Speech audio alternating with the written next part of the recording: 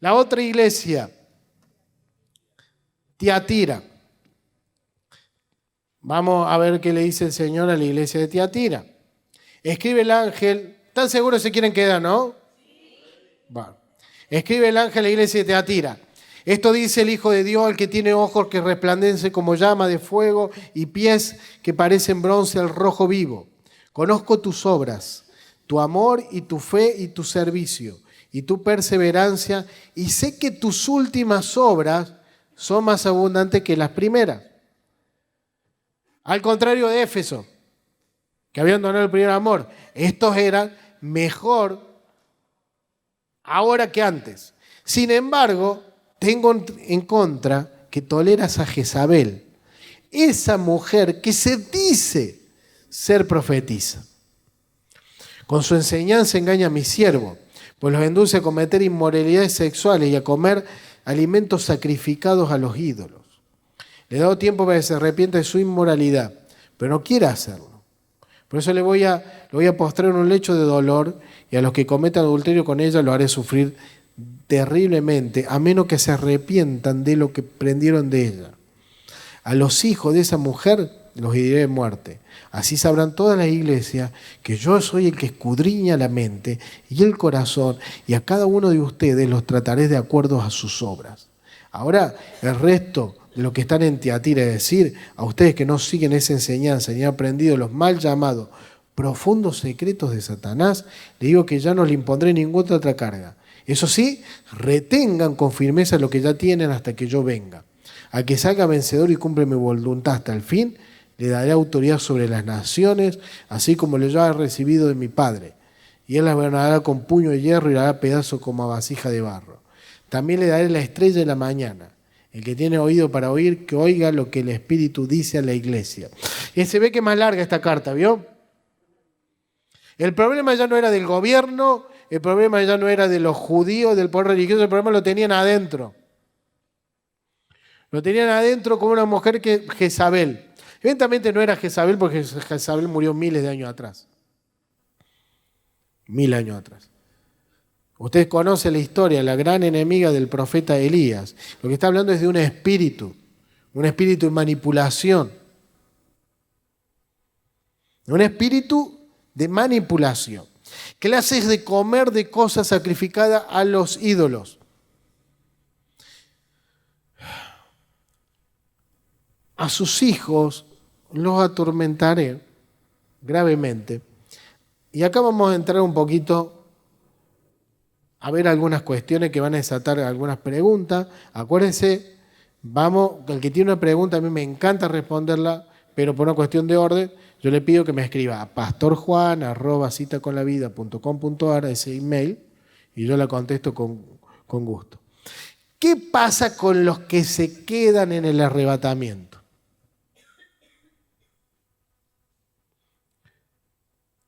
Nosotros creemos, hay 3 posturas respecto a cuándo va a ocurrir el rapto o el arrebatamiento. Nosotros creemos que es antes de la tribulación, por lo que hablamos al principio. Otros hermanos dicen que va a ser en el medio de la tribulación. Ya vamos a ver cuando entremos específicamente que a mitad de año el anticristo, que fue un hombre que va a ser un hombre que va a lograr una paz, va a lograr la restauración del culto en el nuevo templo. A mitad de esos 3 años y medio va a querer tomar lugar y ser Dios, y ser reconocido como Dios. Y lo que siempre buscó Satanás, la adoración. Y ahí Israel se va a dar cuenta, va a empezar una etapa de dolor como la humanidad nunca conoció. Se llama la gran tribulación. Hay hermanos que dicen que el rapto va a tener lugar ahí, que va a tener ahí en la mitad de la tribulación, y hay otros que dicen que va a ser al final, y la segunda venida y el arrebatamiento va a ser un mismo suceso. Nosotros, por lo que explicamos, contamos eso. Y sobre esto la iglesia ha debatido miles de años, no lo vamos a evacuar a la duda nosotros, no vamos a tener ese debate ahora. Yo por las cosas que he explicado y conforme también lo hice el apunte, nosotros somos, creemos que va a venir previo a la tribulación. Entonces, ¿a qué venía esto? ¿Qué va a pasar con los que se queden?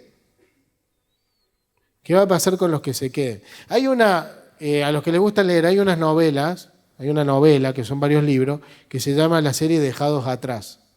¿Alguien la conoce? No, se llama, escrito por Tim LaHaye y otro hermano, no me recuerdo.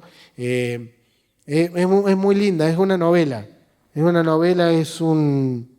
Se trata de gente que ha sido dejada atrás en el rapto, se quedaron. Hay unas personas que han escuchado al Señor, pero no recibieron a Jesús, hay un cristiano apartado. Y bueno, la cuestión es que esta gente va viviendo todo ese proceso, inclusive hace un comando que lucha contra el anticristo. Es muy lindo, muy divertido. Son varios libros, uno aprende mucho. Es una forma muy didáctica de aprender esto. Así que seguramente por internet se consiguen los libros. Es la serie Dejados Atrás. ¿Y qué va a pasar con los que se queden? La dispensación de la gracia ya ocurrió. A él le va a tocar, va a tener que con la vida. Va a tener que dar la vida para ser salvo. No, darlo más adelante, que va a haber una exigencia llamada el sello de la bestia. Y hay personas que se queman, tienen que dar la vida para ser salvo. Quizá eso se refiere cuando dice que a los hijos de Jezabel les va a dar un gran dolor y van a sufrir terriblemente. Otros dicen que se refiere directamente a los impíos que no se van a convertir, que van a sufrir la gran tribulación. Bien, vamos al apunte. Página 24. Tiatira era una pequeña ciudad, unos 64 kilómetros del sur de Pérgamo. Era famosa por su producción de armas de bronce. Por lo tanto, el Señor se la reveló como pie fuerte de bronce bruñido. Tiatira era famosa por sus telas de púrpura también. Efeso y Tiatira podrían aprender una de la otra. Jesús elogió a los efesios por su odio contra el mal, pero Tiatira era débil en esa área. Veo a veces cómo nos complementamos. Uno eran bien duros, ¿no? Contra el nicolaísta, contra el espíritu de Jezabel, pero habían dejado el primer amor. Los otros, al revés. Tiatira era débil en esa área porque el Señor reprendió por tolerar a Jezabel. Por otro lado, Efeso era débil en amor, pero Tiatira era fuerte en esta área. El Señor le elogió por su firme amor a Cristo que le llevó a aumentar sus buenas obras y su servicio. La palabra griega para el servicio es diaconía. Y ahí viene la palabra diácono que usamos nosotros. El servicio se presenta a través de los dirigentes de la iglesia, diáconos y miembros. Se benefician los demás miembros necesitados, los perdidos, los huérfanos, las viudas y los extranjeros. La fe de Tiatira era fuerte y activa todos los días de su semana. Únicamente en su mensaje a Tiatira Jesús se refiere a sí mismo como el Hijo de Dios. Él mira el corazón y la mente de estos creyentes con ojo de fuego. El Hijo de Dios estaba disgustado con la actitud que adoptaron hacia Jezabel. En el Antiguo Testamento, Jezabel era la esposa de Acab, el más perverso de los reyes de Israel. Era la hija del rey de Sidón, un extranjero que se oponía a la verdadera adoración de Dios. Esta malvada mató a algunos de los profetas de Dios, que es terminar la adoración a Dios e imponer la adoración de Baal. Muy interesante que el espíritu jezabélico siempre persigue la unción. Jezabel y su descendiente Atalía buscaron, sobre todo su descendiente Atalía, buscaron eliminar los ancestros del Señor Jesucristo. Siempre persigue la línea del Mesías, persigue la unción, persigue el ungido. La influencia de Jezabel está diciendo a los siervos de Dios para cometer pecado. Por medio de esa enseñanza, los creyentes están viviendo como los hijos del mundo. Jezabel era una mujer muy popular en la iglesia. Se llamaba a sí misma profetisa. Los creyentes deben aprender a rechazar cualquier profecía que contraiga las Escrituras. Hermano, analicemos la analicemos las profecías que se dan. Porque yo siento de Dios decirte, bueno, está bien, sentí de Dios decirte. Dentro de la Biblia todo. Y hay que tener discernimiento de espíritu. La Biblia habla cómo uno discernir a los profetas. Los profetas son necesarios, dice el Señor, que nada Él va a hacer sin revelarse a sus siervos los profetas, pero también hay falsos profetas. Guarda con los que se autodenominan profetas. El que se autodenomina profeta, usted levante la ceja y mírelo y analícelo.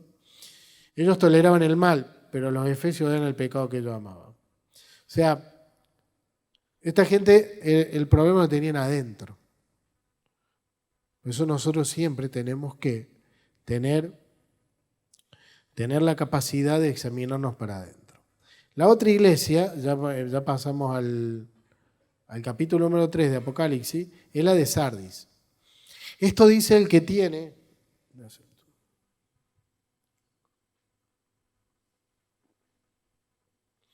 Esto dice el que tiene los 7 espíritus de Dios y las 7 estrellas. Conozco tus obras, tienes fama de estar vivo, pero en realidad estás muerto. Despierta, reaviva lo que aún es rescatable, porque no he encontrado que tus obras sean perfectas delante de mi Dios. Así que recuerda lo que has recibido y oído, obedécelo y arrepiéntete.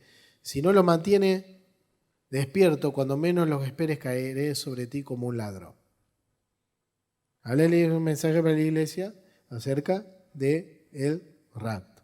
Sin embargo, tienen en Sardis a unos cuantos no manchados la ropa. Ellos, por ser dignos, andarán conmigo vestido de blanco. El que salga vencedor se vestirá de blanco. Jamás borraré su nombre del libro de la vida, sino que reconoceré su nombre delante de los ángeles. El que tenga oído, que oiga lo que el Espíritu le dice a la iglesia. Sardis era la capital de un gran reino llamado Lidia. Nosotros lo encontramos en Ezequiel y en Jeremías. Ciro, rey de los medios de los persas, quería conquistarlo por grande riqueza. Sardis, porque era muy rica. Sardis fue la primera ciudad en producir moneda de oro y plata. Pero esta parecía ser una ciudad imposible de conquistar, porque se encontraba situada al lado de una montaña. Era conocida por su oro, por las monedas. Y dice, tú eres rica, pero en realidad eres pobre. Pero era la pobreza espiritual. Parecía ser fuerte porque tenía como muros que tenían 450 metros de alto. Sin embargo, eran débiles. Ciro, el rey Ciro, ofreció una gran recompensa para cualquiera que pudiera llegar a esa fortaleza. Un día, uno de sus soldados vio un casco rodando desde el fuerte hacia abajo de la montaña, y luego un guardia enemigo bajando por un sendero secreto para alcanzar el casco. Esa misma noche el soldado llevó un grupo de hombres por el sendero secreto a la fortaleza. Subieron al muro y abrieron las puertas. Y encontraron durmiendo y ninguno vigilaba. Entonces los persas conquistaron la ciudad. Entonces el Señor le dice, ¿eres pobre? ¿Eres rico? ¿Tú eres rica?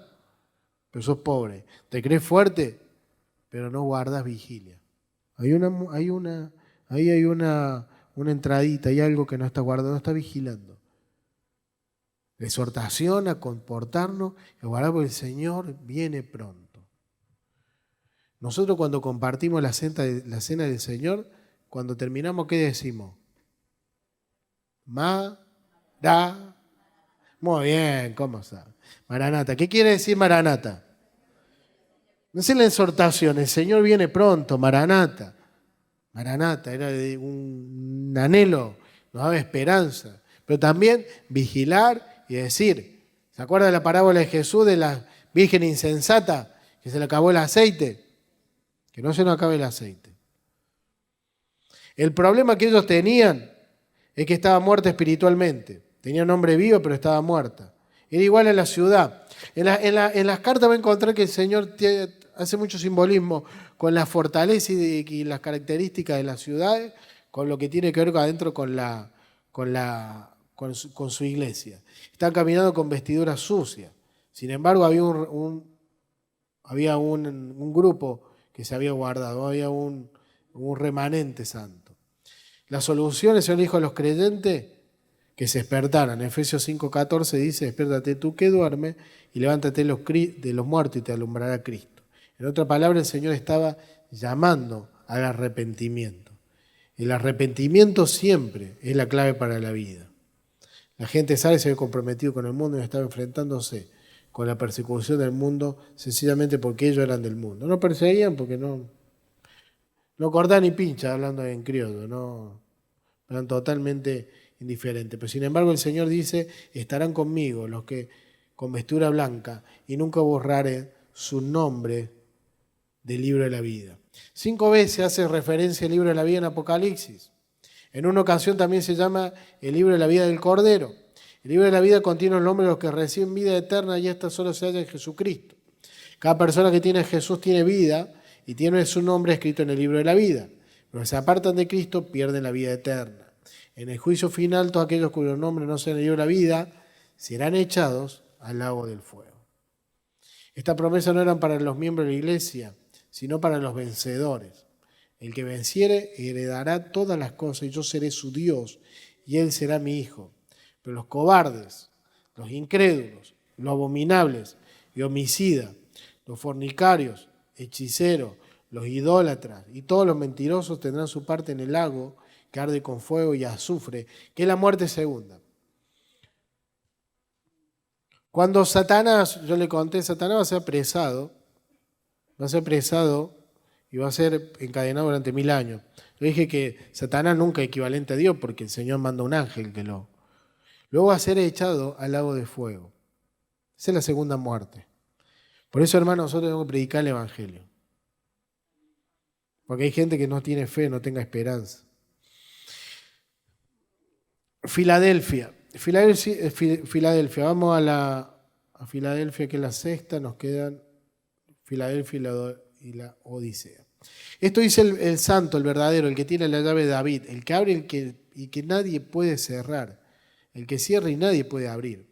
Conozco tus obras, mira que delante de ti es una puerta que nadie puede cerrar. A mí me encanta. Pero yo le digo, hay gente que a veces no, el medio del cristiano, últimamente lo obvia un poco al Apocalipsis, pero tiene una enseñanza enorme. He puesto delante de ti una puerta. ¿Cómo está la puerta? ¿Y dónde está la puerta? ¿Dónde está la puerta? Delante. O sea, hay que avanzar. Yo sé que tus fuerzas son pocas. Mirá qué linda palabra, hermano. O sea, a pesar de que las fuerzas son pocas, hay una puerta que está abierta y si la abrió el Señor, nadie la puede cerrar. Aunque tengas poca fuerza. Avanzá, entrá. Voy a hacer que los de la sinagoga de Satanás, que dicen ser judíos, pero realmente ni vayan, se postren a tus pies y reconozcan que yo te he amado. Ya que has guardado mi mandato de ser constante, yo por mi parte te guardaré en la hora de la tentación, que vendrá sobre el mundo a poner a prueba a los que viven en la tierra. Un versículo que tiene que ver con la postura que nosotros sostenemos de que el arrebatamiento va a ser antes que la tribulación. Aquellos que permanezcan fieles se van con el Señor. Vengo pronto, aférrate a lo que tienes porque nadie te quite la corona de vida. Al que salga vencedor lo haré columna en el templo de mi Dios y ya no saldrá jamás de allí. Sobre él grabaré el nombre de mi Dios y el nombre de la nueva ciudad. Ciudad de la nueva Jerusalén, ciudad de mi Dios, la que baja del cielo de parte de Dios, y también grabaré sobre él mi nuevo nombre, el que tenga oído para oír, que oiga lo que el Espíritu dice a la iglesia. Después vamos a ver acerca de eso de la nueva Jerusalén, porque si entramos ahora, nos vamos a desviar un poquito de tema y no vamos a terminar más. Filadelfia sufrió muchos terremotos cuando la tierra se sacudía, numerosos edificios grandes y hogares se derrumbaban. Los césares romanos apartaban dinero para la reconstrucción de la ciudad y por eso los motivos los ciudadanos le cambiaron el nombre a su ciudad en honor a los césares romanos, sus salvadores. El nombre de Filadelfia fue Nueva Cesarea, pero al pasar el tiempo la ciudad volvió a ser Filadelfia. En contraste, el Señor dice que el nombre de los creyentes en la ciudad permanecerá, no se cambiará, no va a poder ser cambiado. Filadelfia significa ciudad del amor fraternal. Sin embargo, los judíos no demostraban amor a los seguidores de Cristo. Por eso los difamaban los creyentes y les cerraban la puerta de la sinagoga. Por lo tanto, había un conflicto serio entre los judíos de la sinagoga y los judíos de la iglesia. Los judíos que rechazaban a Cristo eran enemigos de los cristianos. Decían que los cristianos eran blasfemos y que Dios no los amaba. En realidad, Filadelfia era una ciudad que carecía de amor fraternal. La Biblia dice que hay judíos verdaderos y judíos falsos, porque el judío termina siendo una cuestión espiritual más que de nacionalidad, aunque la nacionalidad tiene mucho que ver.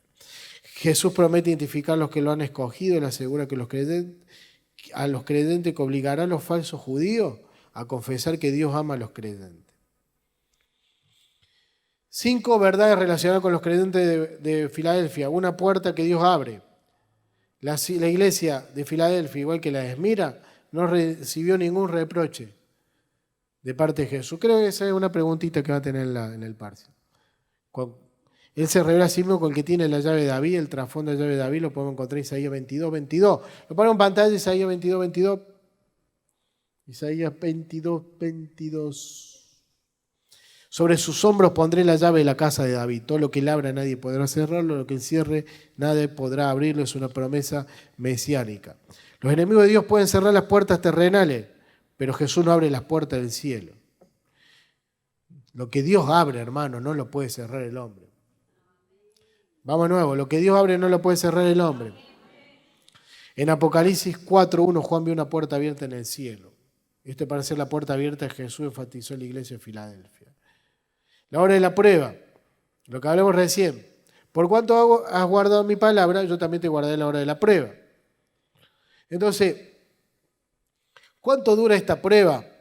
Mire, vamos a leer algunas cuestiones. Mateo capítulo 24, versículo 21, 22. Porque entonces habrá gran tribulación, la cual no ha habido desde el principio del mundo hasta ahora, ni la habrá. Y si aquellos días no fueron acortados, nadie será salvo. Más por causa de lo escogido, aquellos días serán acortados. Y dice Daniel, y serán tiempos de angustia, la cual no hubo gente hasta entonces. Pues estas son las palabras que habló Jehová acerca de Israel y Judá. Pues así ha hecho Jehová. Hemos oído voz de temblor, de espanto y no de paz. Inquirid ahora y mirad si el varón da a luz. Porque he visto que todo hombre tenía la mano sobre su lomo como mujer que está de parto, y se han vuelto pálidos sobre su rostro. ¡Ay, cuán grande es aquel día! Tanto que no hay otro semejante a él, tiempo de angustia para Jacob, pero de ella será librado. ¿Cuánto dura esta prueba? La Escritura no lo dice claramente, pero versículos sugieren un periodo de 7 años. Esto lo analizaremos.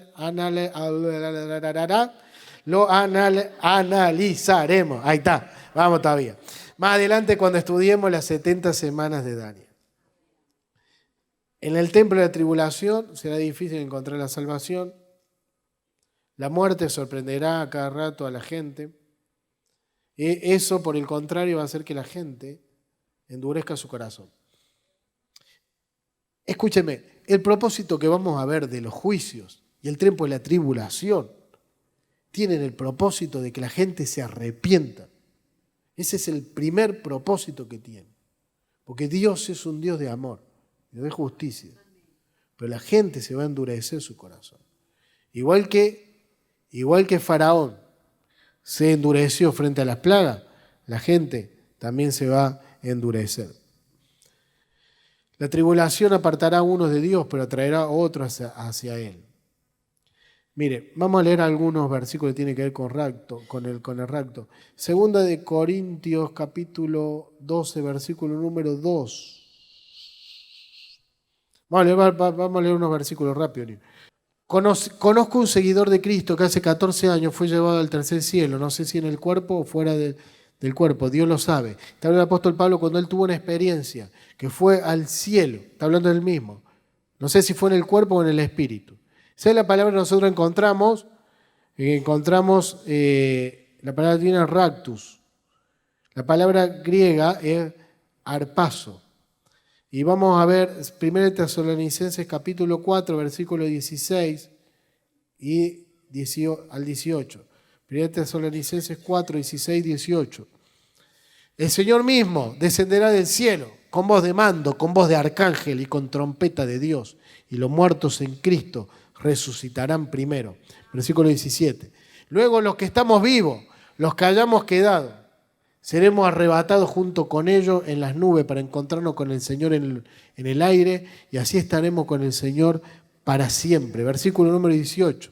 Por lo tanto, anímense unos a otros con esta palabra. Bien, vamos Mateo capítulo 24, 40, 41. Estarán dos hombres en el campo, uno será dejado y el otro será llevado, 41. Dos mujeres estarán muriendo, una será llevada y la otra será dejada. Según Tesalonicenses capítulo número 2, versículo 1 y 2. Ahora bien, hermano, en cuanto a la venida de nuestro Señor Jesucristo y a nuestra reunión con Él, les pedimos que no pierdan la cabeza y ni se alaben por ciertas profecías, ni por mensajeros, orales o escritos que supuestamente nuestro que digan, ya llegó el día del Señor. Pasaje como de Tesalonicenses 4, versículo 16. Ya lo leímos. Los creyentes serán arrebatados para encontrarse con Cristo en el aire. Y acá va a encontrar en el apunte, lo le decía yo. ¿Cuándo va a ocurrir eso? Nosotros creemos que antes, pero hay otra gente que dice a mediados y otros después. ¿Cuál es la relación entre rapto y segunda venida? Pregunta de parcial. El que contesta mal acá se queda. No. Pregunta, ¿qué tiene que ver? ¿Cuál es la relación en el rapto y la segunda venida?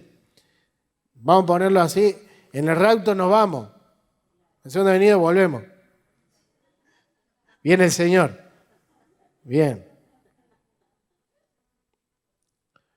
En cierta manera, en la segunda venida puede ser, dicen en el apunte, dos fases, separada por 7 años. En el rapto Jesús vendrá por lo suyo. Jesús no viene hasta la tierra en el rapto. Los creyentes serán levantados para encontrarse con Él.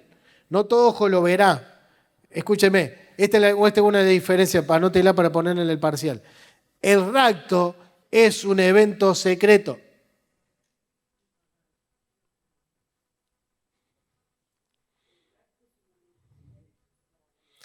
En la revelación Jesús viene a la tierra con sus santos. Es un evento público. Todo ojo le verá. Y llegamos ya a la última. La Odisea. Es Apocalipsis capítulo 3, versículo 14. Escribe el ángel al ángel de la iglesia de la Odisea. Pobre pastor. Esto dice el amén, el testigo fiel y veraz, el soberano de la creación de Dios. Conozco tus obras. Sé que no eres frío ni caliente. Eso tiene que ver con una cuestión que yo le decía que tenía que ver mucho que ver las cuestiones características de la ciudad con las cartas que el Señor le escribe a las iglesias. En la Odisea llegaban tibias unas aguas termales. Entonces eso de ejemplo, para significar qué cosa. Ojalá que fuera lo uno o lo otro. Conozco tus obras, que no eres frío ni caliente. Ojalá fuera lo uno o lo otro. Por lo tanto, como no eres frío ni caliente, sino tibio, estoy por vomitarte en mi boca. Dice, soy rico, pero me enriquecí y no hace falta, pero date cuenta que eres un infeliz, un miserable, pobre, ciego y desnudo, eres tú. Mire, yo escuché algo muy interesante. Cuando el Espíritu viene, siempre lo hace con estruendo, con el Espíritu Santo. Lo va a encontrar cuando venía el Señor en visitación, cuando vino sobre la iglesia. Todo un avivamiento, fuego, la gente saliendo, predicando. ¿Sabe cuánto también? Cuando, por ejemplo, vemos esto y una linda enseñanza en Sansón. Cuando era el Espíritu, era pum, tum, tum, tum. ¿Qué pasó? Ahora cuando se va no avisa. No, Sansón dice, ahora me había levantado y se había dado cuenta que el Espíritu se había apartado de él. Se anima a levantar su mano y dice, Espíritu Santo, revélame, Señor, nunca te apartes de mí, Señor. Nunca me entregues, Señor, a malos pensamientos. Señor, como era Señor, no abandonemos nuestro primer amor. Hay algo, dice esta gente, dice, no, creía que tenía todo, pero era infeliz, miserable, pobre y ciego y desnudo. Por eso te aconsejo que compres mío refinado por el fuego, para que te hagas rico, ropas blancas para que te vistas y curas tu vergonzosa desnudez, y colirio para que lo pongas en los ojos y recobre la vista. Yo reprendo y disciplino a los que amo. Propósito del Señor es el amor. Estoy a la puerta y llamo. Si alguno oye mi voz y abre la puerta, entraré y cenaré con él y él conmigo. Al que se haga vencedor, le daré derecho a sentarse conmigo en mi trono, como también yo vencí me senté con mi Padre en su trono. El que tenga oídos para oír, que oiga lo que el Espíritu dice a las iglesias. Repaso un poquito y hice el apunte. Era una ciudad importante. Hoy la Odisea es una ciudad en Turquía, la ciudad bien conocida por su comercio. Allí se hilaba y se vendía ropa muy famosa, túnica. Era una ciudad próspera. Y también una ciudad que era conocida por la producción de medicina para los ojos. Por eso se dice compra colirio. Era una ciudad tan rica, dice que se pudo reconstruir sin ayuda de los Césares cuando hubo un terremoto. Eran tibios, tenían demasiada confianza en sí mismos. No se dan cuenta cómo viene el Señor y están en peligro de perder su salvación. Pero el Señor dice, yo los reprendo porque los quiero y los quiero restaurar. Y aquí yo estoy a la puerta y llamo. Yo sé que estamos en una clase, pero Señor, que podamos oír, Señor, tu voz, Señor. Que vamos a oír, Señor, que golpea la puerta de nuestro corazón. Para terminar, hay algo que me gustaría compartir, lo que no está en el apunte, ni está en la pregunta en el parcial, ni nada de eso. Pero por ahí me gustaría compartirlo con ustedes. Es algo muy interesante.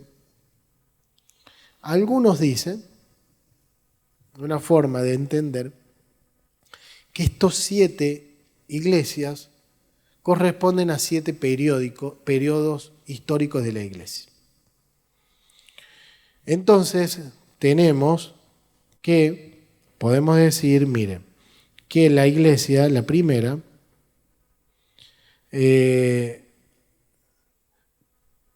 por ejemplo, tenemos Éfeso, que representa a la iglesia del primer siglo, que era el final de la era apostólica. Tenía mucho de ser alabado, pero compensaba ese error por haber abandonado su amor. Esmira representa la iglesia perseguida, con esos 10 césares que nombrábamos. La iglesia se sangró por la furia irracional de la persecución romana. Ahora, mire, nada pudo con la iglesia.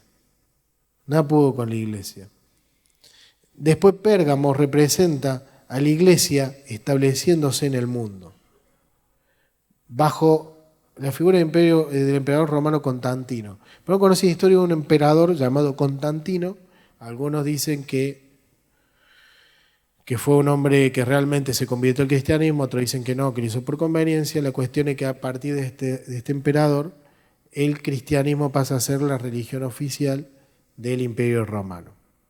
La mamá de él construye una capilla, una iglesia, en uno de los 2 lugares que se dice que tuvo lugar el sepulcro del Señor Jesucristo. Ahí usted va a Jerusalén y hay 2 lugares. Uno es una iglesia que construyó la mamá de Constantino.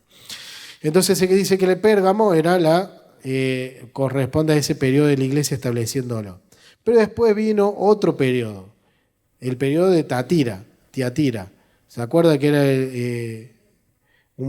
de apostasía? Algunos dicen cuando la iglesia los obligan a toda esta gente a convertirse al cristianismo, hubo gente que sí, soy cristiano, pero seguía adorando a sus ídolos, y vemos cómo hubo mucho, ¿cómo es la palabra? Secretismo, esa es la palabra. Inclusive hay estatuas que son consideradas cristianas, que eran estatuas de Zeus y demás, que usted conoce el caso.